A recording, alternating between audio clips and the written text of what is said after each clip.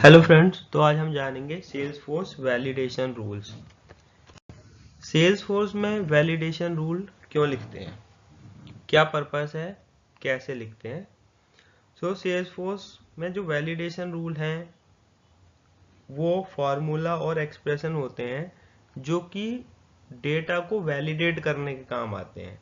It means कि अगर हमारा डेटा वैलिड है तो ही सेल्सफोर्स के अंदर उसको सेव करना अलाउ करेगा। वैलिडेशन रूल रिकॉर्ड के क्रिएशन पे और रिकॉर्ड के अपडेट पे चलते हैं, ये रिकॉर्ड के डिलीट पे काम नहीं करते हैं। तो इनकी जो फंक्शनैलिटी है वो किस तरीके से कि अगर हमने कोई वैलिडेशन रूल लिखा है जो कि एक फॉर्मूला की फॉर्म में है, तो अगर फॉर्मूला का जो रिटर्न वैल्यू है वो ट्रू है तो ये ब्लॉक करेगा रिकॉर्ड को सेव करने से और एरर मैसेज दिखाएगा। अगर वैल्यू फॉल्स है तो रिकॉर्ड को सेव करना अलाउ कर देगा। पर्पस क्या है कि validation rule prevents incorrect, incomplete or inconsistent data from being stored in Salesforce. Means incorrect, incomplete, inconsistent data को सेल्सफोर्स में स्टोर करने से रोकता है। फॉर एग्जाम्पल, अगर हमारी कोई एप्लीकेशन है जिसमें हम एक कैंडिडेट है किसी जॉब के लिए अप्लाई कर रहा है, तो हमने एक सिंपल सा वैलिडेशन लिख लिया कि कैंडिडेट की एज 18 ईयर से ग्रेटर होनी चाहिए। तो अगर वहाँ पे वैलिडेशन रूल ने देखा कि 18 ईयर से कम है एज, तो वो एरर मैसेज दिखा देगा। यहाँ पे कुछ एग्जांपल्स हैं। तो वैलिडेशन रूल को एक फील्ड पे लिख सकते हैं, मल्टीपल फील्ड्स पे भी लिख सकते हैं, कंडीशंस के बेसिस पे। तो यहाँ पे तीन चीजें मेन है।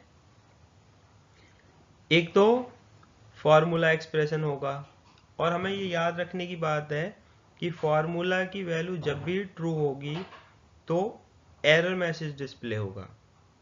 यानी कि अगर फॉर्मूला ने फॉल्स रिटर्न किया तो रिकॉर्ड सेव हो जाएगा और एरर मैसेज जो हमारा है वो क्लियर होना चाहिए ताकि पता लग जाए, क्योंकि ये एंड यूजर को डिस्प्ले होगा। जब एंड यूजर कोई रिकॉर्ड क्रिएट कर रहा है, अपडेट कर रहा है, तो ये मैसेज उसे डिस्प्ले होगा। तो इससे पता लगना चाहिए, जैसे हम इसे पढ़ते हैं, close date is required when stage is closed one.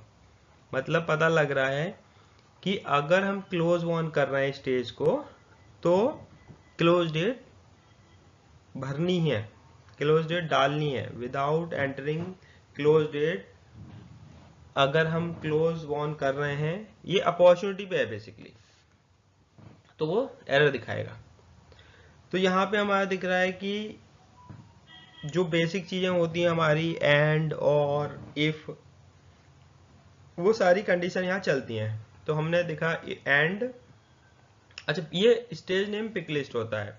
तो पिक लिस्ट के लिए यहाँ पे एक मेथड यूज होता है, एक इज पिक वैल, मतलब पिक लिस्ट की वैल्यू क्या है। तो is pick val stage name pick list की वैल्यू अगर क्लोज्ड वन है, एंड है, तो एंड में दोनों कंडीशन ट्रू होनी चाहिए। Is blank close date blank है, तो दोनों कंडीशन ट्रू हुई, ट्रू रिटर्न किया, तो इस कंडीशन में एरर मैसेज डिस्प्ले होगा। सेकेंड फॉर्मूला है, ये वैलिडेशन रूल है, ईमेल फॉर्मेट करेक्ट है कि नहीं है। अगर तो यहाँ पे हम रेजेक्स का भी यूज कर सकते हैं। रेजेक्स के थ्रू हम ये देखेंगे कि अगर ये सारी वैल्यू हैं, एट द रेट भी है, तो मतलब प्रॉपर ईमेल फॉर्मेट में है तो अलाउ कर देगा सेव करना, अदरवाइज एरर मैसेज देगा enter a valid email address. ये बहुत सिंपल है यहाँ पे थर्ड वैलिडेशन रूल। अब आप देखिए यहाँ पे हमने इफ एंड कुछ नहीं लगाया, सिंपल लिख दिया डिस्काउंट लेस देन 0। तो अगर मैं डिस्काउंट में डाला -1 0 से छोटा होता है तो ट्रू होगी वैल्यू, ट्रू होने पे एरर दिखाएगा, discount can not be negative. अगर फॉल्स हुई यानी कि 10 लेस देन 0, तो 10 तो छोटा नहीं होता तो फॉल्स वैल्यू आई, तो यानी कि 10% का डिस्काउंट हम दे सकते हैं। तो डेटा को सेव करना अलाउ करेगा। इसी तरीके से यहाँ पे हमारा एक और एग्जांपल है जो कि एंड के साथ है। तो एंड का मतलब हुआ कि दोनों कंडीशन सेटिस्फाई होनी चाहिए, तो ये एरर मैसेज दिखाएगा। इसमें क्या हुआ, इस पिक वैल, पिक लिस्ट की वैल्यू रीजन फील्ड के लिए एपेक है एंड फोन नंबर ब्लैंक है, तो एरर दिखा दिया phone number is required for APEC accounts, क्योंकि ये वैलिडेशन अकाउंट पे लिखा है। Okay, so I hope I have clear most of the things related to validation rule। अगर अभी भी कोई क्वेश्चन है तो आप कमेंट्स में पूछ सकते हैं। Thank you.